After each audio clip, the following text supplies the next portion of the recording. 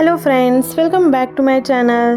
तर सुटलं ना तुमच्यासुद्धा तोंडाला पाणी छान असं चटकदार लोणचं पाहून? मग वाट कसली पाहताय? मार्केटमध्ये छान छान वेगवेगळ्या पद्धतीच्या कैऱ्या आलेल्या आहेत. छानपैकी आंबट अशा निवडून घेऊन या कैऱ्या आणि लोणचं बनवा. मी सांगते ना कसं करायचं, अगदी सोप्या पद्धतीने आणि स्टेप बाय स्टेप. तर मी जाताना मार्केटमध्ये एक पाण्याची बॉटल आणि 2 कापड घेऊन गेले होते. येते यासाठी की कैऱ्या ज्या आहेत ते कापायच्या आधीच धुवून घ्यायच्या, नंतर पाण्यात टाकायच्या नाही. तर त्यासाठी मी बॉटलमध्ये पाणी घेऊन गेले, त्यांच्याकडे धुवून घेतला, एकदा 2 कापडाने वेगवेगळा पुसून घेतला आणि मग नंतर चिरून घेतला. घरी आणल्याच्या नंतर मी मला लोणचे करायचे आहेत, त्याच्यामुळे मी 2 साईजच्या कट करून आलेत. एक क्यूब कट केलेले होते आणि एक उभ्या अशा कट करून आणलेल्या होत्या, तुम्ही पाहू शकता. तर आपल्याला आतमधली कोय आणि त्या कोयवरती असलेली स्किन हे दोन्हीही आपल्याला काढून घ्यायचे आहेत आणि कैऱ्या ज्या आहेत ते मी साफ स्वच्छ पुसून घेणार आहे. कारण कापताना त्यांच्या विळीवरती कचरा वगैरे असते आणि खाली त्यांच्या कपडावरतीच पडते, तर त्याच्यासाठी मी साफ स्वच्छ पुसून घेणार आहे. पाहू शकता दोन्ही शेपचे जे आहेत ते मी वेगळे वेगळे करून घेणार आहे. आठवणीने जी स्किन आहे ती काढून घ्या. तर मी इथे क्यूबवालं लोणचं जे आहे ते मी दाखवणार आहे. तर मी वेगळे काढून घेतलेलं आहे आणि एक कॉटनच्या कपड्यावरती मी वेगवेगळे करून जरासा आपल्याला अंतर ठेवायचं मध्ये, जेणेकरून आपल्या कैऱ्या ज्या आहेत त्या थोड्या लवकर सुकतील आणि आपल्याला अगदी 30 to 40% इतक्या सुकवून घ्यायच्या आहेत. पूर्ण एकदम कडकडीत होईपर्यंत सुकवायच्या नाही आहेत. तर थोडंसं मी स्पेस ठेवून कैऱ्या ज्या आहेत त्या मी सुकायला ठेवला. जर तुमच्याकडे ऊन येत नसेल तर तुम्ही फॅन खाली सुकवू शकता. अगदीच फॅन कैरीसाठी स्पेशली लावून ठेवायला पाहिजे असं काही नाही आहे. गरमी चालू आहे, तुम्ही फॅन चालूच ठेवता तर आपल्या बाजूला नेऊन प्लेट तुम्ही ठेवून सुकवू शकता फॅनमध्ये. जर ऊन असेल तर उन्हामध्ये तुम्ही सुकवू शकता. तर मी आजची पूर्ण रात्र, उद्याचा पूर्ण दिवस आणि 3rd डेला असं मी लोणचं करायला घेतलं. म्हणजे 2 दिवस तुम्ही पूर्ण सुकवून घेऊ शकता. त्यानंतर इथे आपल्याला मसाला तयार करायचा आहे. त्यासाठी मी घेतलेले आहे मेथीचे दाणे, 8-10 लवंग घेतलेले आहे, बडीशेप घेतलेले आहे, पाव कप इतकं मी धने आणि दालचिनी घेतलेले आहे, लसूण 2 घेतलेले आहेत, 10-15 काळी मिरची इथे मी बेडगी मिरची आणि जो तिखट मिरची असते ती घेतलेली आहे. आणि मी इथे फॉर्च्यूनचा कच्ची घाणीचा जो राईचा तेल असतो तो यूज करणार आहे. तर इथे मी सर्व मसाले जे आहेत ते भाजून घेणार आहे. चपातीचा गरमच तवा होता, म्हटलं त्याच्यावरतीच हाताबरोबर भाजून घेऊ. तर मी सर्व मसाले भाजायला टाकले आणि छान असे कुरकुरीत होईपर्यंत भाजले. गॅसचं फ्लेम अगदी बारीक करून ठेवायचं आहे. त्यानंतर मी काढून घेतलं आणि यानंतर आपल्याला राई करायची आहे गरम. जर तुमच्याकडे राईचे दाणे असतील, डाळ्या असतील तर तुम्ही ते सुद्धा यूज करू शकता. मी राई घेतलेली आहे. राईसुद्धा डान्स करायला लागली, म्हणजेच तडतडायला लागली की आपल्याला काढून घ्यायचं आहे.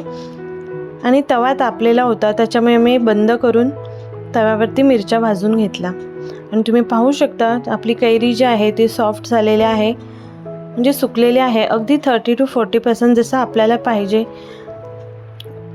त्याचबरोबर आता आपल्याला लोणचं करायला घ्यायचं आहे.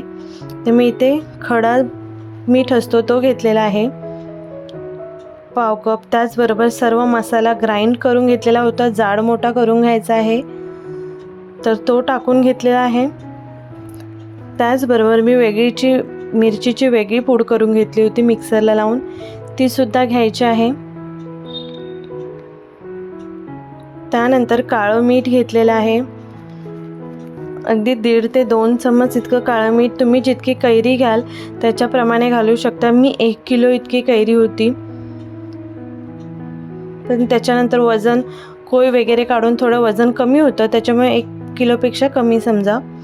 त्यानंतर ओवा असा क्रश करून घ्यायचा आहे आणि कळोंजी. हे भाजायचे नाही आहेत आपल्याला, नंतर मसाल्यामध्ये टाकून घ्यायचे आहेत आणि टाकताना थोडं हाताने क्रश करून घ्यायचं आहे. यानंतर सर्व मसाला जो आहे तो आपल्याला व्यवस्थित मिक्स करून घ्यायचा आहे आणि त्याचबरोबर तेल जो आहे तो मी कडकडीत गरम करून घेतलेला आहे आणि त्याच्यामध्ये आपल्याला हिंग टाकून घ्यायचं आहे। हिंग थोडं जास्त टाकायचं आहे, म्हणजे अगदीच अर्धा चम्मच वगैरे इतकं घ्यायचं आहे आणि छानपैकी आपल्याला लसूण जे आहेत त्या तळून घ्यायचे आहेत आणि नंतर लसूण जे आहेत ते आपल्याला मसाल्यामध्ये टाकून घ्यायचे आहेत। तुम्हाला लसूण नको असतील तर तुम्ही स्किप करू शकता।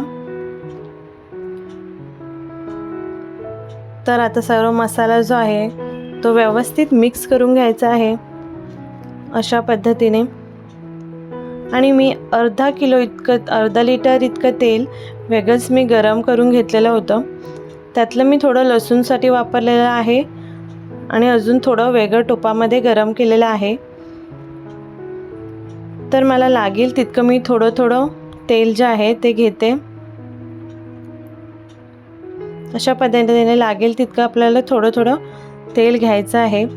तुम्ही अंदाजाने कैरीच्या अंदाजाने तुम्ही बघू शकता आणि घेऊ शकता। तुम्ही इथे मीठ वगैरे टेस्ट करू शकता, जर कमी वाटला तर अजून टाकू शकता। मी अजून थोडं तेल घेतलेलं आहे, तर इथे अर्धा लिटर इतका तेल यूज केलेलं आहे मी। थोडंसं बाकी आहे टोपामध्ये, पण लागलं तर तुम्ही नंतर सुद्धा टाकू शकता।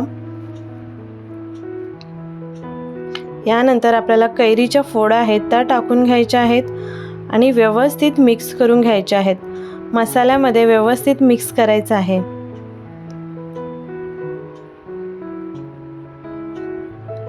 तर फ्रेंड्स, अजून तुमच्याकडे सुद्धा काही अजून वेगवेगळे पदार्थ टाकतात का लोणच्यामध्ये? तुम्ही नक्कीच मला सांगू शकता किंवा कशा पद्धतीने करतात? अजून कैरी सुकवायची कुठची दुसरी पद्धत आहे का? तुम्ही माझ्याकडे शेअर करू शकता, कमेंट करू शकता। आणि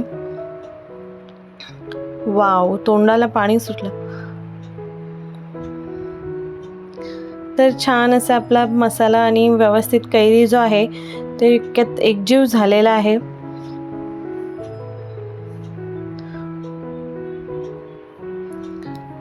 तर आता मी 15 ते 20 मिनिटं असंच सोडून देणार आहे। झाकण थोडंसं पोकळ ठेवून देणार आहे। तर आता अर्धा तास झालेला आहे आणि मी आता बरणी जी आहे ते आपल्याला व्यवस्थित साफ स्वच्छ सुकलेली आहे का बघायची आहे आणि त्याच्यामध्ये आपल्याला लोणचं जे आहे ते व्यवस्थित टाकून घ्यायचं आहे। लोणचं घेताना आपल्याला करताना कोणताही पाणी वगैरे पडू द्यायचं नाही आहे, कारण आपल्याला टिकवण्यासाठी लोणचं बनवतो। पाणी वगैरेचा हात लागला, पाणी पडला तर लोणचं टिकत नाही, खराब होऊन काही वेळेला बुरशी लागून जाते। तर त्याच्यामुळे लोणचं करताना अगदीच लक्षात घ्या, पाणी वगैरे किंवा ओलं भांडं, ओलं बरणी असे काहीच यूज करायचं नाही आहे। तर आपण झाकण न लावता एका कॉटनच्या कपड्याने व्यवस्थित बांधून ठेवणार आहोत आणि 15 ते 20 दिवस सतत आपल्याला रोज लोणचं जे आहे ते हलवून घ्यायचं आहे आणि त्याच्यानंतर मग तुम्ही बंद करून ठेवू शकता। आणि 15 ते 20 दिवस तुम्हाला उन्हामध्ये शक्य असेल तर जरा शेकून द्या, म्हणजे लोणचं जे आहे ते खूप छान मुरेल। तर फ्रेंड्स, तुम्हाला माझी रेसिपी आवडली असेल तर प्लीज लाईक करा, कमेंट करा, शेअर करा आणि काही टिप्स असतील तर तुम्ही सुद्धा मला सांगू शकता कमेंट करून। बाय, पुन्हा भेटूया आपण अशाच एका नवीन आणि झटपटीत व्हिडिओमध्ये।